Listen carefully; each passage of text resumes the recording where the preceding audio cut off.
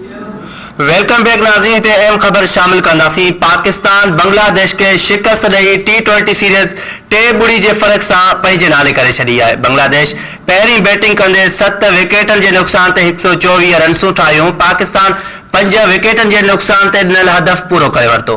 पाकिस्तान जे मोहम्मद नवाज़ आख़िरी बाल ते चौको हणी पाकिस्तान के कामयाबी ॾियारी। उन खां अलावा हैदर अली 2 छकनि ऐं 3 चौकनि जी मदद सां 45 रन्सनि जी शानदार इंग खेड़ी, जॾहिं त कप्तान बाबर आज़म 19 ऐं रिज़वान 40 रन्सूं ठाहियूं।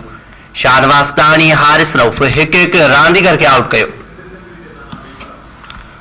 यह अहम खबर अवां सां शेयर कई पिया नाज़रीन। पाकिस्तान बांग्लादेश के शिकस्त ॾेई T20 सीरीज़ 2-0 जे फ़र्क़ सां पंहिंजे नाले करे छॾी आहे। बांग्लादेश पहिरीं बैटिंग कंदे 7 विकेटनि जे नुक़सान ते 124 रन्सूं ठाहियूं। बांग्लादेश जे ख़िलाफ़ पाकिस्तान 5 विकेटनि जे नुक़सान ते ॾिनल हदफ़ पूरो करे वरितो।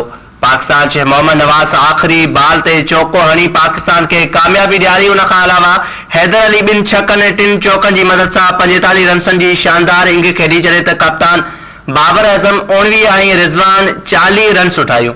शाहनवाज़ डाणी ऐं हारिस रऊफ़ हिक रांदीगर खे आउट कयो।